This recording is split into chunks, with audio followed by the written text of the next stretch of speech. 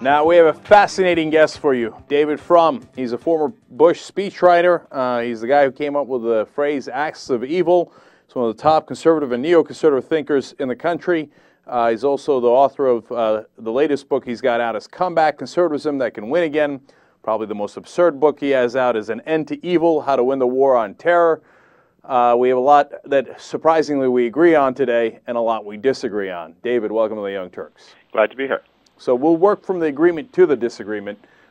First, you've gotten yourself in a wee bit of trouble, to say the least, by attacking Rush Limbaugh, Fox News, who else? National Review, and almost the entire Republican Party. Well, I wouldn't say attack. What I would say is I'm trying to uphold a vision of what republicanism and conservatism should be. It's a philosophy that should try to govern, not to oppose. That should be based in accepting the country as it is, not nostalgia for the way you imagine it once was, probably wrongly.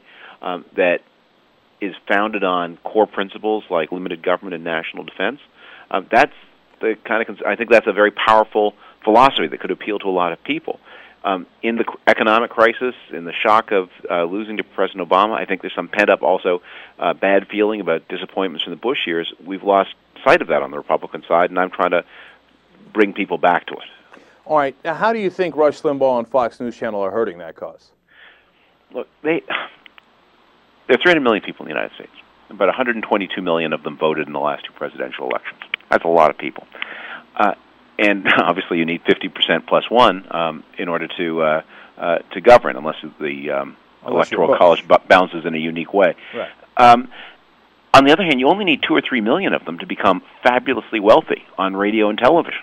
So the interests of what I call the conservative entertainment industry are very different from the interests of Republican politics.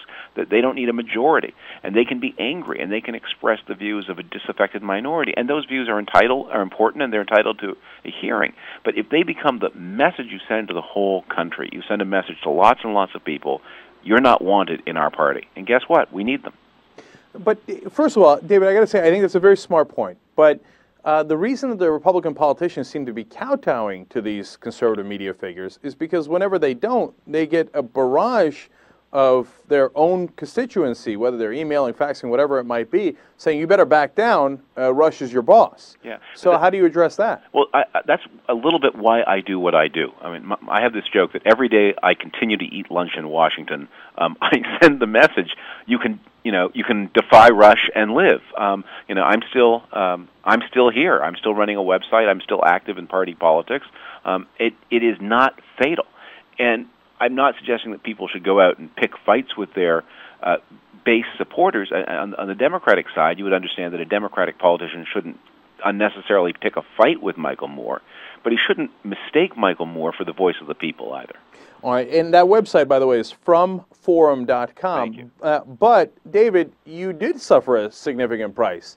Now, you claim you weren't fired from American Enterprise Institute. No. I don't. I was fired. I make no bones. Oh, okay, all right. Okay, good. Because I thought I read that. I would say, let me put it this way, if we're going to be exact, I wasn't fired. I was offered the opportunity to continue working without an office, without a salary, and without the company health or pension plan.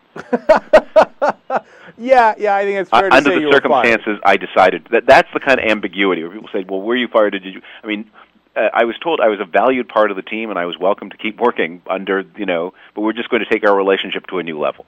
Okay. Now, that to me says if you don't play ball and you go after people like Fox News, and that there's going to be a price to pay, and that if you're not a team player, you're not welcome. Yes, there are prices to pay, and I was glad to have the opportunity to pay it, because I think one of the things you have to do in politics is sometimes you have to show I am serious, and a lot of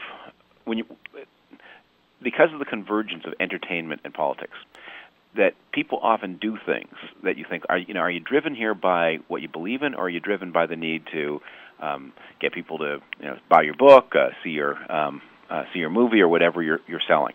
And there's a kind that I knew I was in trouble when I was doing these things. I was under no illusions about that. I wasn't blindsided, and I made a choice that I was going to continue anyway because somebody had to do it. And I'm sorry to say goodbye to AEI, but on the other hand, it was important to make this point that I was going to continue to say what needed to be said, not because I wanted to say it, but because it needed to be heard. David, just real quick on that last note. Look, honestly, you're financially in a situation where you could make that, but you see how a lot of people who are not in that financial position would get really worried about losing their job, and that's why they would never cross Rush or Fox News? Absolutely. And I did have the good fortune to be in a little bit more independent position than some, and that's precisely why I did it. Because if somebody like me, I'm not a plutocrat, but I have a little bit. I've had some success along the way. I've had a little bit of insulation. If somebody like me is afraid, then nobody has any excuse. Everybody's entitled. Everyone else should be afraid. You have no excuse. So you sometimes have to go first and to say, look, I'm willing to be a demonstration here. It's not fatal, and in fact, is what the party needs to do if it's to be a majority party. And we are seeing every day. There was a story on the front page of the USA Today this morning about how young people are more secular than their parents. We have to be competitive in the country as it exists and as it will exist. All right, now those are the things we totally agree on. So let's have some fun and talk about the things we don't agree on. Is it true that everybody credits you with the axis of evil line? Is that correct? Did you write that for George Bush? Well, I worked on that speech, and I worked on I'm very uncomfortable with that, not because I'm not, like most writers, an egomaniac, but because the presidential speech writing process is like writing for the movies. It really is a collective process, and there are a lot of people who are involved, and you're sort of sitting in a room together, and so it's so I think what I did write. I was the principal author of that section of the speech, but it is really the president's speech, for better or for worse. But you stand by it. You have no problem. Yeah, no, I think actually one of the things that is when the president delivered that speech, President Bush delivered that speech in 2002, the point he was trying to make was widely dismissed. How can you say that countries like North Korea and Iran would collaborate? Why one is a Stalinist dictatorship and the other is this crazy mullahocracy? Well, the whole world now knows what President Bush then knew, which is, in fact, they had a deal where the Iranians would share nuclear missile technology, the Koreans would share nuclear technology. A lot of this traced back to some bad folks in Pakistan, that there were these global networks of information sharing with deadly weapons. But you wouldn't claim that there were an actual axes. I mean, it's not like, for example, a lot of the information came from Pakistan. They weren't in the axes of evil. And Iran and Iraq, before the war, hated each other. So why would you put them in an axis? Well, the point to that term, to resurrect an ancient controversy, was an axis is not an alliance. It's a convergence of interest. Remember, the original axis... What was Iran and Iraq's convergence? Well, why did...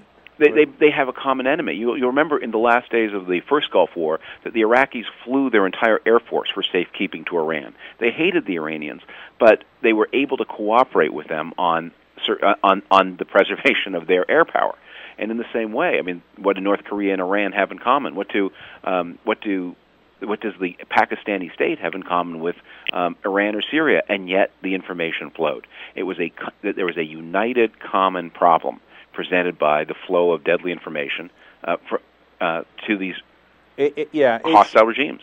David, honestly, it doesn't seem to make any logical sense to me because Pakistan's not in that, and you can say the flow of information goes everywhere. And so it seemed like you guys picked the three countries you didn't like and kind of lumped them together. But let's go to the second part of that, axis of evil. One of your books is called An End to Evil, How to Win the War on Terror.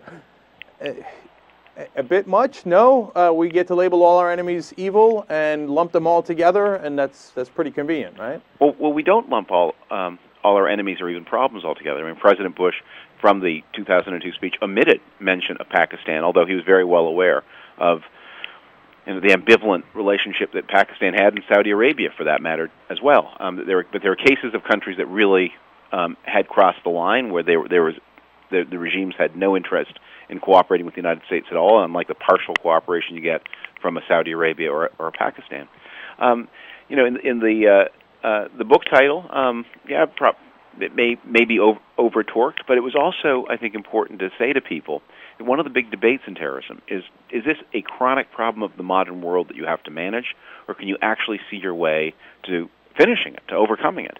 And the big argument of that book was it really can be beaten. It's not something like traffic congestion that is an indelible part of the modern world. It is a finite part. You can beat it. All right. Now, I think it's absurd to call it evil, but that's a debate for a different. You think it's absurd to call terrorism evil? We call all of our enemies evil, and it's very, very convenient. But that's a debate for another day. I want to talk about how you went about trying to end that quote-unquote evil. You were, of course, a proponent of the Iraq War. Now, it appears that that was a disaster, but I just saw on CNN that you wrote an article saying that, in fact, you might think that it might, in fact, be a success. Is that right? Well, I think I think the news from Iraq in the past year and a half has been pretty good, and the results have been pretty positive, both for the Iraqis who have seen the back of both Saddam Hussein and then the insurgency after the overthrow of Saddam Hussein, and it looks like it's a country that is having strong economic growth, where order is being restored, where people can have something more like a normal life, and I think they can look forward to the future with some kind of optimism. And from America's point of view, Saddam Hussein was a chronic problem in the Middle East of enormous scope. You found him abutting everything. That was one of the reasons. Why were there all those American troops in Saudi Arabia, which was the number one grievance that Saddam Hussein had? Those troops are almost all gone from Saudi Arabia. We don't need to maintain a military presence there anymore, and that is a huge removal of an irritant in the relationship between the United States and the Muslim world. Well, there's two issues there. One is the irony of you saying that we needed to attack Iran so that we didn't have to protect Saudi Arabia anymore. I mean, so we went to go help Saudi Arabia. That was part of our point. You're referring to Iraq there. I'm saying by attacking Iraq, we were helping Saudi Arabia. Well, by attacking Iraq or by overthrowing Saddam, we weren't because a lot of the Iraqi people were on our side. But that war put an end to a threat to the security of Saudi Arabia, Kuwait, and the other Gulf states that was keeping a large American presence in the Middle East. And it wasn't just Osama bin Laden who opportunistically cited that as a grievance. That really was a grievance that a lot of people had in the region. So we were helping a brother out a little bit as far as Saudi Arabia, Kuwait. What is that? We were helping a brother out a little bit by, removing the irritant from Saudi Arabia and Kuwait. We went to war in 1990 and 91 to defend not only Kuwait but Saudi Arabia. That was the reason, and we did it because there's a lot of oil there. We had an interest in protecting that part of the world from an aggressor. It's a very important part of the world, but it was an unhappy relationship. We didn't like having the troops there. It's not like the NATO troops in Western Europe, where you're with people who are glad to have you on their territory, who share similar values. Having to fight a Cold War in the Middle East was a huge security problem. David, I want to go to something you said just a little while ago, because I've always been curious about this. And we're talking to David Frum. His last book is Comeback, Conservatism That Can Win Again.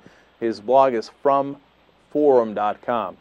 And that's a bit of a tongue twister, but nonetheless. David, you said that we had some positive results. I mean, of course, the problem is, from our perspective, among many problems with the Iraq War, is that several 100,000 Iraqi civilians died. Even in your CNN article, you mentioned in 2006 alone, 34,500 civilian casualties. Right. How do you feel about that? I mean, you helped to start that war. We didn't kill those people. We were on the side that was defending those people. I mean, that's one of the. There are a lot of good arguments. I mean, if you want to say we got 4,000 Americans killed and it wasn't worth it, I would say that's a powerful argument, and that I worry about that question a lot. But the Iraqi civilians, we didn't kill them. They were killed by the insurgents deliberately. First of all, some of them were killed accidentally by our bombs. Some of them were. Absolutely true. Okay. Right, but we didn't intend to do it in the way that the insurgents did intend to kill their fellow citizens. No, but David, you guys didn't plan the war, okay? And so then that was a natural consequence. Those people would be alive today if you didn't start the war. Well, there were a large number of Iraqis who were killed every year during Saddam Hussein's rule too. And not near these numbers, you know that. Probably not near, although we don't really know. And at various moments, that regime was more violent and less violent. That regime was not going to end peacefully. Let's put it this way. It was heading toward bloodbaths. It had had bloodbaths before. But look, I think of all the criticisms to make of the Iraq War, the idea that the United States is to blame because Saddam Hussein's dead enders and these religious maniacs and all the other bad elements that were fighting the United States, then deliberately targeted civilians as a tactic of war, that somehow, I mean, you can blame the United States for not being well prepared, for not having a good plan. I'm guilty. No, but I've made those complaints. But David, that's the whole point. Colin Powell said, if you break it, you own it, and you broke it, and you didn't plan for it. And so when these things happen, I mean, I'll accept that. I think that's a very true and powerful criticism. I think that's something that I really brood about a lot. But that's a different failing to protect people is a different accusation from the one that suggests that you are somehow culpable. You're guilty in the fact that other people attack them. In the short time that we have left, I want to touch on one other thing here, because when I remember making the argument against the war, and back when I was a Republican, actually, believe it or not, in 02 and 03 when we were on the air on the radio. And one of my main concerns was that this first strike precedent was a terrible idea. That if you say to people, hey, you know what, if you think someone is going to be a vague threat to you at some indeterminate year going forward, you have the right to attack them. One, don't you think that that was a bad precedent to set? And number two, this idea of preventative war seems to have not worked out, because what we had instead was a gigantic war that didn't need to start because they didn't have weapons of mass destruction. Well, it should be stressed that the United States went to war on the basis of a very big international consensus, including a United Nations resolution, which is more than we had in Kosovo. But you're right; it's problematic. Saddam Hussein, though, is also a very unique kind of bad actor. I mean, he's not like the Iranian regime, as obnoxious as they are, that they don't start two wars against their neighbors. I mean, they are not a kind of aggressive, militaristic factor in the politics of the region that was a constant threat to the countries immediately around them. Saddam Hussein really was a uniquely reckless dictator, and that's why the military action ended up being supported so broadly against him. And by the way, why there isn't much of a demand for military action against Iran. And in fact, I think you would be surprised at the number of people on the Republican side who have, not just now, but since 2002, said military action should not be used against Iran for just that reason. Well, look, I have to be honest with you. I can't let you get away by saying there was a global support. The United Nations voted no. We had this absurd coalition of the willing with the island nation of Tonga and Poland, etc., and that was based on manipulated evidence. So, I mean, they weren't the ones collecting the intelligence. We were. We were the ones who manipulated it and told them there was weapons of mass destruction. So, and that turned out to be not true. And so, instead of preventing a war, we had a war. That doesn't make any sense. Well, I mean, do you think we should do that in the future? This was a very extreme case, and I think now we know one side how the story came out. We don't know what would have happened if we didn't invade. If the price of oil, if Saddam Hussein had not the $20 a barrel oil that he had in the 5 years before the war, but oil at $60 and $80 a barrel, what he would have done. But this was a uniquely reckless dictator with a record of aggression and a record of building weapons of mass destruction. And I think one of the reasons we got it wrong, one of the reasons we were so ready to believe that he had all these weapons of mass destruction, was because twice we had erred on the opposite side. At the end of the first Gulf War, when the inspectors went in, they were stunned to discover that he had reconstituted a nuclear program that we thought had been finished off by the Israelis in 1981. And then in 1995, when his son-in-law defects, it turns out he's got a biological weapons program, which he hastily shut down. So now that you know that, you wouldn't do it again, right? Look, I think everybody would say, if we had known that there were that he didn't have an advanced WMD program, of course we wouldn't have fought him at that, under those circumstances. You had time. There was no reason to be nervous. But the evidence and I can tell you that the president sincerely believed that the one thing I think I would say you can completely acquit the president of was any kind of deliberate deception. He absolutely believed that Saddam Hussein had this weapons capability, and that's what made him so ready to take the risk of, as you say, fighting a preventive war. All right, we are completely out of time, but we appreciate your time. David Frum is the author of Comeback: Conservatism That Can Win Again. He has taken on Fox News and Rush, for which he deserves enormous credit, and his blog is frumforum.com. Thank you for joining us, David. Thanks for having me on the air.